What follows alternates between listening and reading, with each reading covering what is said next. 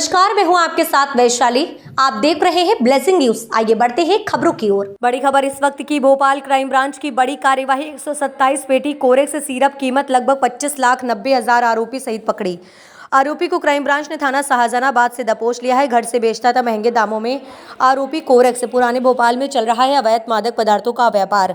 कहां से है और किसे लेकर आया था आरोपी इतनी बड़ी मात्रा में सिरप? पूछताछ जारी। पूछताछ में और भी हो सकते हैं खुलासे। लगातार क्राइम ब्रांच कर रहा मादक पदार्थ बेचने वाले तस्करों पर कार्यवाही।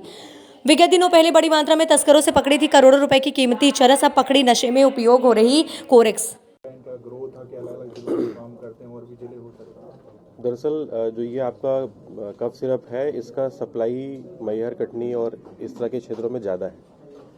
तो वहाँ पर जब ये एक पहली कार्रवाई हुई थी तो वहाँ से हमें ये सूचना प्राप्त हुई थी कि इनका जो सप्लाई का चेन है उसका एक लिंक भोपाल में भी है। उसी सूचना पर काम करते हुए हम लोगों ने ये रेड की थी और उसके बाद ये उसमें जब्ती की है।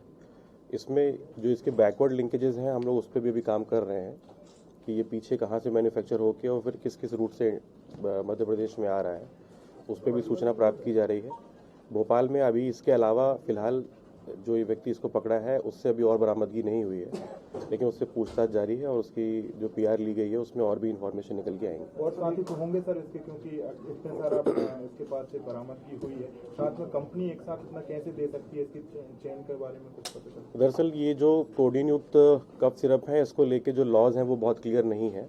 2016 में इसमें बैन लगा था, उसके बाद इसको हाई कोर्ट ने इंटरिम रूप से इस बैन को हटाया था।